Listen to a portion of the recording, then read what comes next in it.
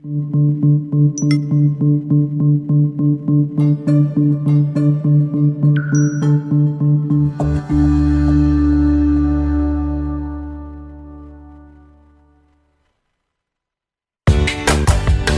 to our podcast, Doing It Right.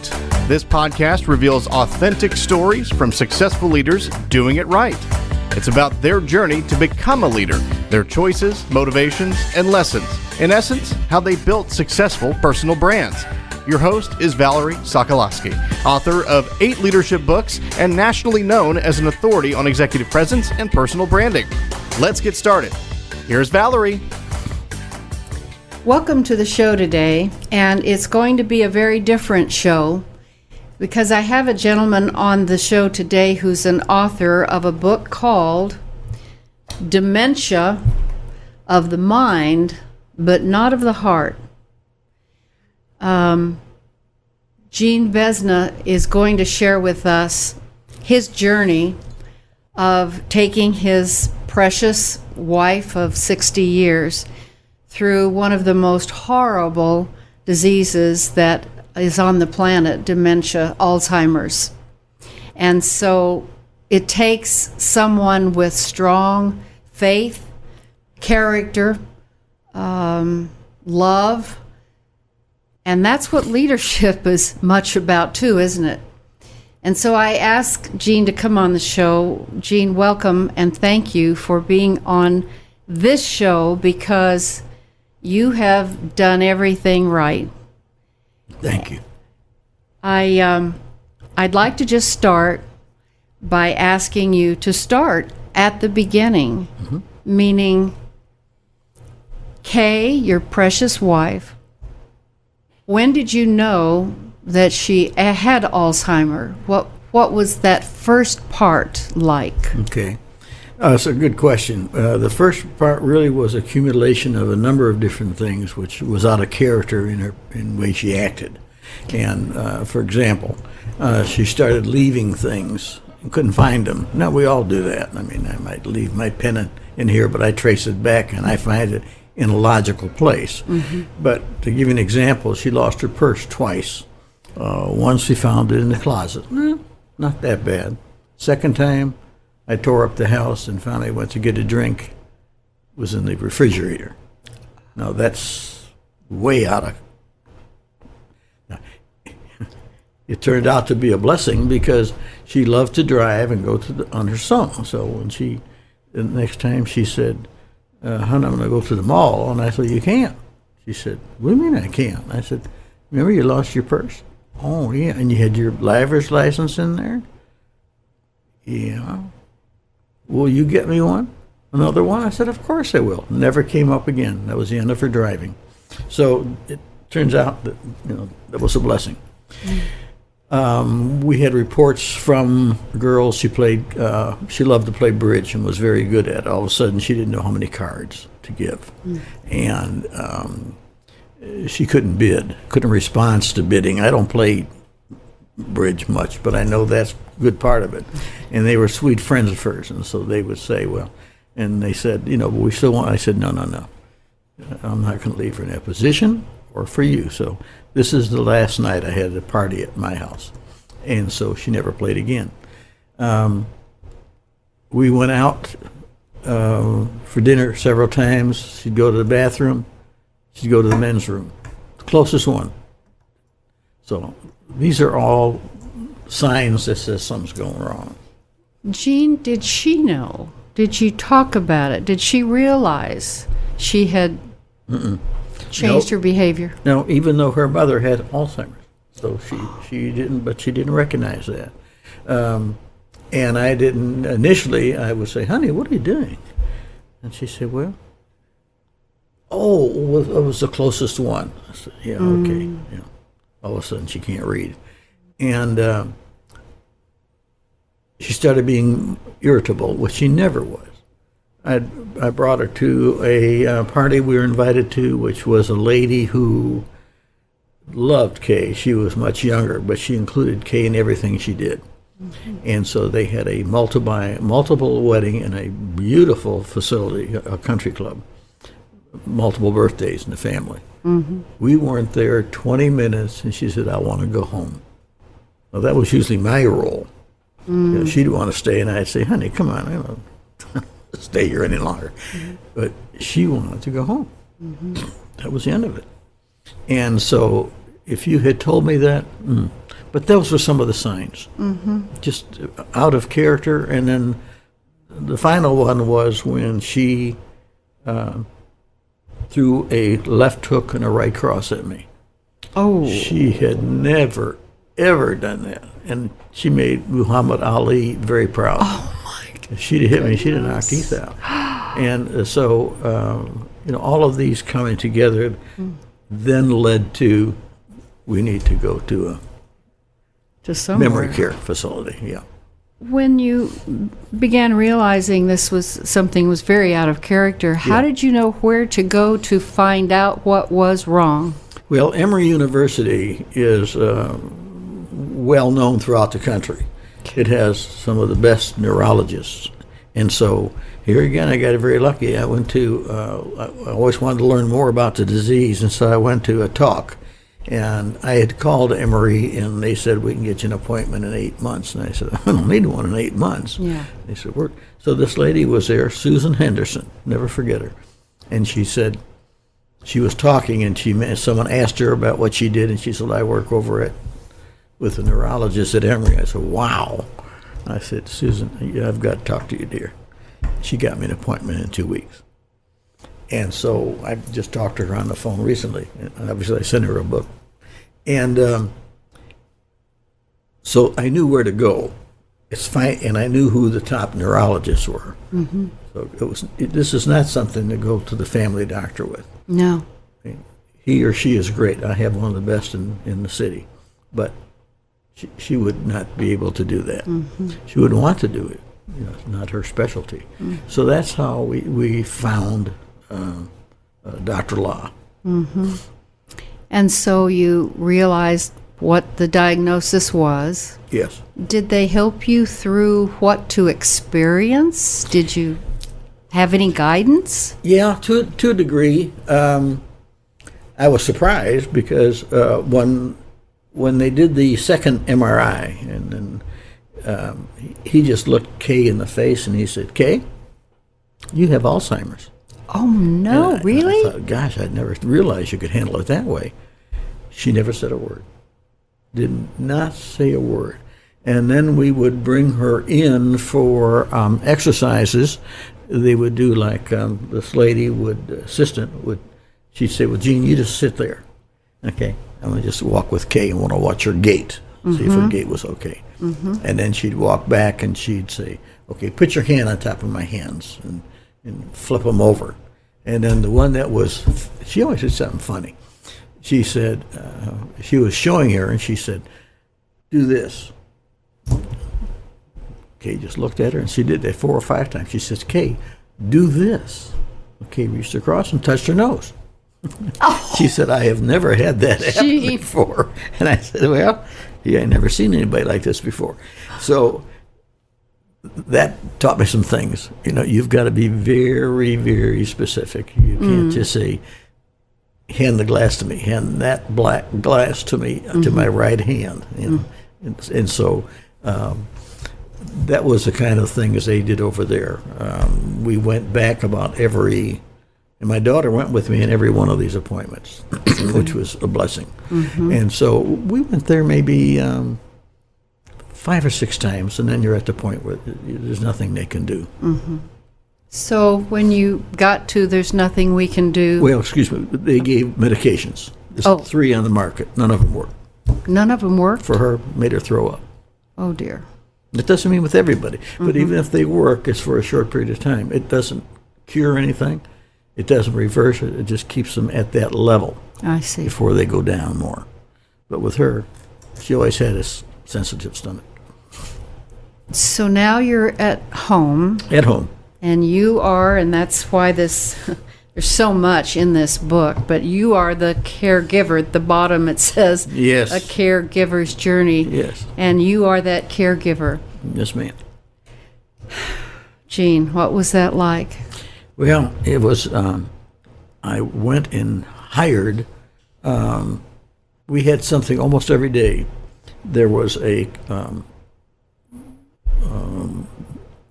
club that was $15. I would bring her to on Monday, make her lunch, and they would entertain her. They would do exercises, etc. And I had 5 hours to go shop because I could never take her with me anymore. And so then on Tuesday, I had Joycelyn come. I can remember them all. And she pretty much was very artistic, so she'd take her in the backyard and drawing and all that. And then Wednesday was her son wrote a great piece in the book, Peggy, and she would take her to Chick-fil-A, or she'd take her to her sister who had taught Kay to play golf, so she was familiar with both those people, but not a professional caregiver. And she was fantastic. And one of the funniest things, she didn't know me, she knew my daughter.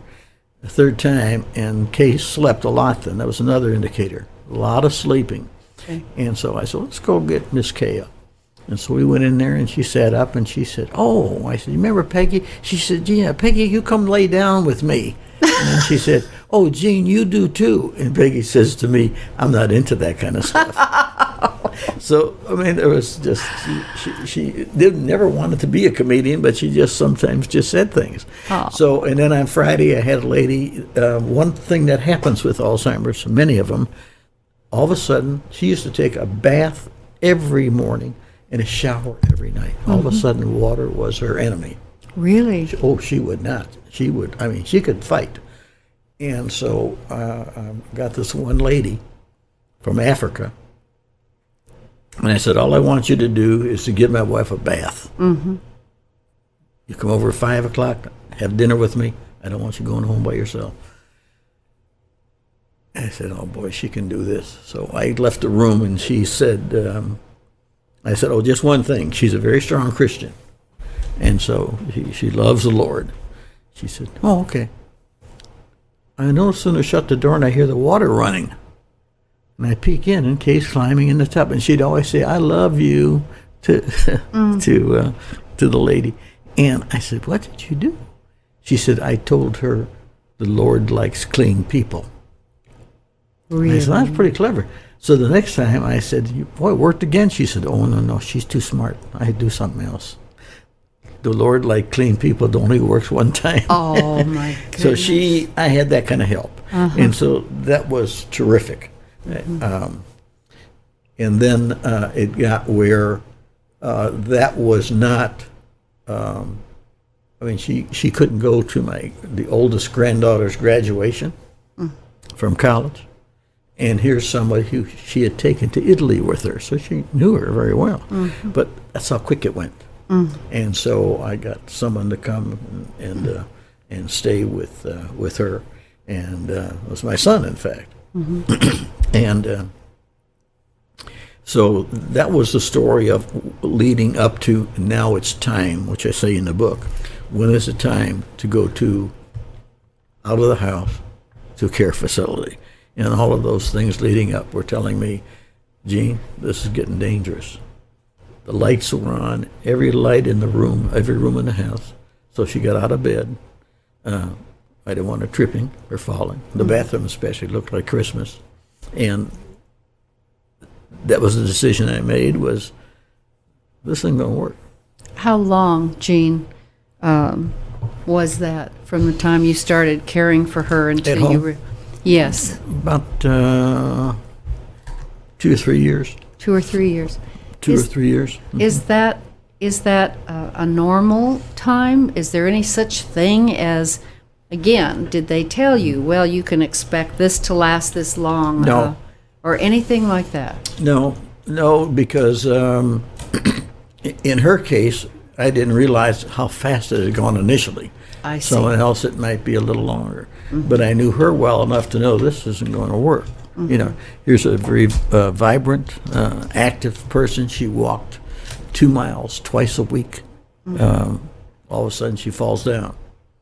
See, we thought it was a heart. It wasn't nothing to do with the heart. the brain is now not talking to the legs anymore. And it was not long after that she was in a wheelchair. So not at home, but when we went in there. So I wanted to do these things right for her. I wanted Doing her it right. Yeah, tried to. So no, it doesn't. I don't think there's any. They'll tell you that the Alzheimer patient will live anywhere from 8 to 20 years. Really? Yeah. No, I just got a note today. I still keep in contact with my buddies there. And this lady had been there for 15 years, 97 years old. It's hard to imagine. And when it got to that point, Gene, Yeah. how did you make that decision where to go? Well, Take her. my daughter and I went to 13 different places. Okay. We made a mistake and turned out okay, but I thought, initially maybe she'll do all right in what do you call that? Extended living. Yes, extended living. Yeah, and so we tried it. She was too far away. She couldn't get up by herself and dress herself and go down for breakfast and all that. So we put her in there, and then we tried respite care with several places where I'd go in and I said, I wanted to see how she would like it here. And so they'll charge you by the day. And we did that in 2 different places. And then it was obvious to me from the experience with the other place where when I put her in there, for 4 days, she called me on the phone, cell phone. And I'm not exaggerating, every 15 minutes. And I mean, she just cussed me out. And I thought, gosh, this is not her. She wouldn't even know how to cuss. And so I called the place and said what was happening. They said, well, just take her phone away. I said, no, don't take her phone away. She's too sweet. You go to her and tell her that she has a nice cell phone. Let you look at it and then say, oh my gosh, you don't have any battery power, it won't work. She'll give it to you, it won't say a word. And I did that. So then when I picked her up to show you how this disease I'm concerned now because she's going to just blast me, right? I go to pick her up and they're playing the Tennessee Waltz. She's from Tennessee. And I see her sitting and I'm thinking, oh boy. So I said, hey, hon. She said, shh. Sit down, this is good. Wow. Yeah. So, but that place wasn't the place because they didn't have memory care. So we went to 10 others and settled on one. And my daughter's a nurse, so that was very helpful. And so she could ask things that I wouldn't think about. And then we checked the room out, told her what we wanted, find out what it cost, because it comes. And I wanted somewhere close enough I could go there every day. And you did. And I did. How often? And I found that place. So we did that. That's how we did it. We just did a thorough search of it. Nobody can do that for you.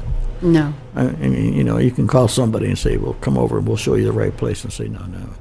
Yeah, it's just a small example. When I went in there, you have to bring everything, and that's in the book. You have to bring chair, furniture, whatever you want her to have. Washcloths, wash towels. And when I went in there, they were going to get in. We had just picked a room out, and the guy was starting to paint it beige. I said, what are you doing? He said, all the rooms are beige. I said, not this one. He said, what do you mean? That's all we have. I said, where's Home Depot? He said, well, there's one just down the road. And I knew there was. So I got blue paint. And he said, well, we've never done this. I said, stay with me. You got a brush, you got a roller, right? Does it make any difference what color's on? He laughed. He said, no. Mm-hmm. We had more people when they would bring new people in. It was the only blue room. They would bring them to her room because they thought that was the prettiest room in the building. And I had all the caretakers would come up to me, and when they would take a break, at night, and they would say, Mr. Gene, would you mind if we took our break in your wife's room? In the blue room. Yeah, and that's what they called it. And I said, no. Well, see, I'm thinking, wow, I've got 24-hour surveillance. So, yeah, you can come in here anytime you want. Isn't that our caretaker? So it worked out well. And she was there for just about 5 years. And then she just kept going down and down and down. Mm-hmm. And but that's how you find a care facility. And you come at different times. I noticed one day when I was in there, when we were looking, it had 4 o'clock, special activities. So I said, I'll be here at 3:45. Do they really have special activities? And so, Checking and that day them out. they did. Uh-huh. Yeah, because some other places, it's nice to show, but ain't gonna happen. Jean, you thank you for that example all the way through, because I think for me, I'll speak for myself, I don't know what happens, and I have a very special friend who is going through the stages right now. You are kind enough in the book on page 94. It says checklist for moving your loved one to a facility. And then tell us about the poems and finding one. They just were from the heart. I wrote one for her on our wedding night. I wrote one almost every time she turned like 60 or 50 or something like that. And so there was no special, like, I'm going to do one every X. But I just, she's my girl. Can I read just one Sure. of them? I just opened it up, Sure. so I haven't even read it yet, but we'll see. On page 62, it says, "If I could only tell you, this is what I'd say. Trust God to help you in every single way. Let Him give you strength in everything we do, and let us often say, I'll always love you." Mm-hmm. How many poems have you written, do you think? Do you know? No, some are not in the book, but I maybe 20, 25 poems, something like that. You may have a new career. I know. Speaking of career, Yeah. you were in pharmaceutical sales Yes, ma'am. for a long time. 37 years. And you retired from that. Mm-hmm. And then in the book, there's a great story about Chick-fil-A Yeah. and how they helped you through Yeah. this. Tell us that. Okay. The whole basis of it is that when this happened, I became a very dull, lonesome person. Dull, I doubt. All my thinking was on her. Yeah. That's not healthy.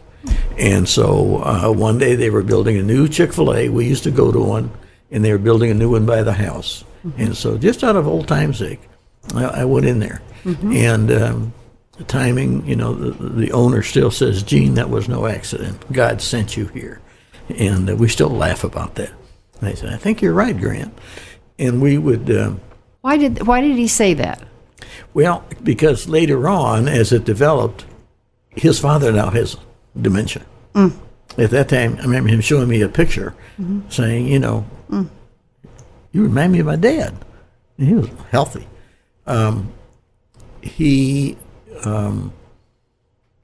They did a newspaper article on us. I got a call out of the blue from a lady who was a reporter and said, "Would you be willing to interview over at Chick-fil-A?" And I said, "Where are you coming from?" She said, "Well, I've heard a lot about you." So all of that stuff was Chick-fil-A. But the biggest thing was I had another sense to do something. Mm-hmm. I could be feeding people, and they're feeding my heart, and they're feeding my soul. And my spirit, most importantly. And since we lived in that community for so many years, I saw so many people that I hadn't seen. And they said, "Jane, you're working in, You started working at Chick-fil-A. Yeah, I was working initially in the dining room where I kept it clean, wiped the tables off. I'd come and see you and say, "Do you need a refresher on your drink?" And I kept the bathrooms clean and all that. And so I had a great time. And I said to Grant then, "Here's the one caveat. If this doesn't work, then I don't come. I see my wife 3 times a day. That's the only thing I want to do. Mm-hmm. If the work is scheduled interferes with it," he says, "don't worry about it. We will work around your schedule." To this day, he has. Now I do almost deliveries. And his director of stewardship there, Lisa Curry, she did 80% of the typing of that book. Is that right? So Chick-fil-A just, surrounded me. Yeah. That's a heart. So going back, the piece that is in the book that's so interesting when you said, he said, Grant said this is no accident. Right. He was a new manager or owner, and you had not walked in there before, and No. he hadn't come in early before? No. And there you were, the two of you, and Here the started two talking. of us were, and I remember someone behind me said, "How's your meal?" And I just didn't look, and I said, "I've had more of these than you have." I've had more than these Yeah, than and I you looked have. around, and there was him, and he just started laughing. He said, "Can I sit with you?" And I said, "Yeah." And so that's what started it. And I went to work not too long after that. In fact, I worked with him and his two children and his wife at a park where they had set up for different vendors. And now the oldest child is starting college. So I think that, other than the beautiful thing about being able to know there's something that you could be doing, Yes. you found something you're still doing. And Right. isn't that a good point to say, maybe, that you have to find an outlet? Is that what you're really saying? Absolutely. You have to find It an outlet. doesn't matter whether it's to volunteer at the church, if it's to work at the YMCA, if it's something that gets your mind off of your loved one, whoever that is. Doesn't mean you're forgetting them, but you can't do that 24 hours a day. It's not healthy. No. And so you're absolutely right. One other question I think is precious about, you said there were some precious moments through this. Yeah. Even funny moments. Yeah. Could you share a couple? Sure.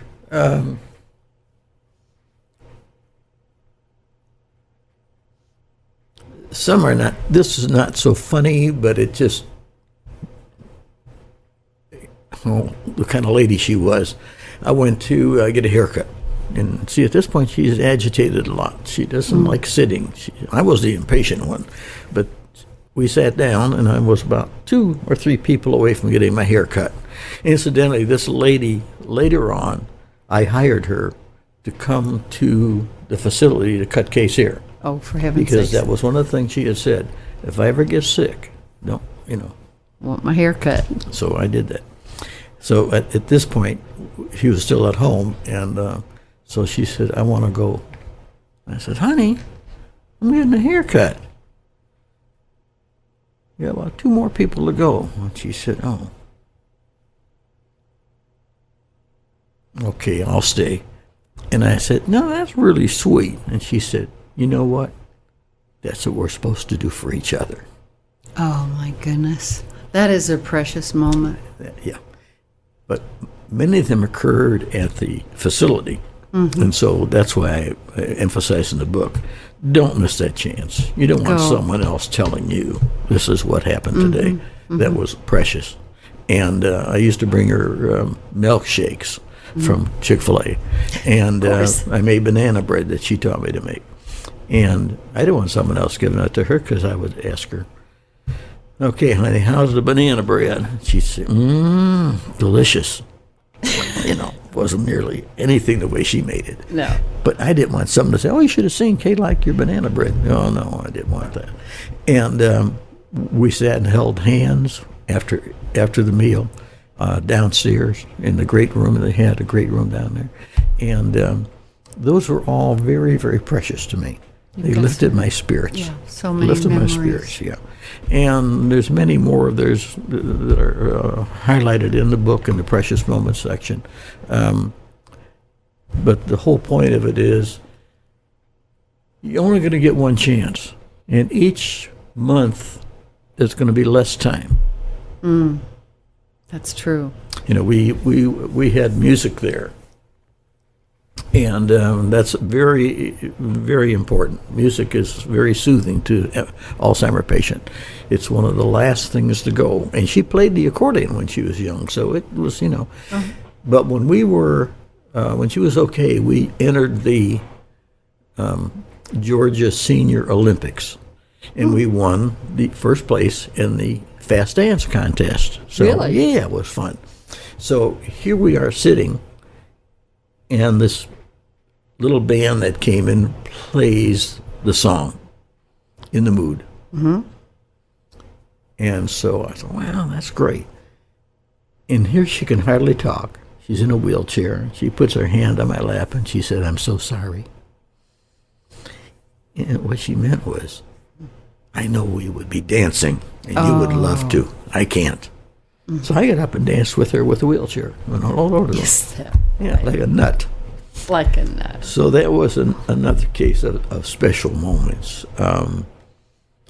The director there, Bridget, of the memory care, was very, very sweet, did a very nice job. And I took her to a special breakfast one morning. We came back, and in there, her observations was very, very special for me, about how we looked at each other and all that kind of stuff, Things that a woman would know that a man wouldn't even pay attention to. So there was numerous ones like that. And those are most of them so from her. There were some from other people, but mostly from her. Yeah. And we live with our memories. Gene, what a special time together. And people have, I know you have this other book that are letters that Yes. people have read the book and sent him letters. So it's just a precious book. And Thank you. if people want to get this book, could you share with us? I think it's on the screen. Oh, there it is. Okay. www.perimeter.org/bookstore. And so this is That is not it. Go ahead. It's a bookstore in a church in where? Alabama? Atlanta. Atlanta? Yes, ma'am. So it's not on Amazon. It's not in the bookstores. No. That's where you can get it's it. from me and that bookstore. They put it in. I think I told you they usually don't, but they all read it and they loved it, and so they And called it's me selling. and said, we want 10 of those. So I wanted to use them as a source. And Gene, I don't know of any other book that's like this. And so it's a journey. It's your story. It's precious. It's a love story of 60 years.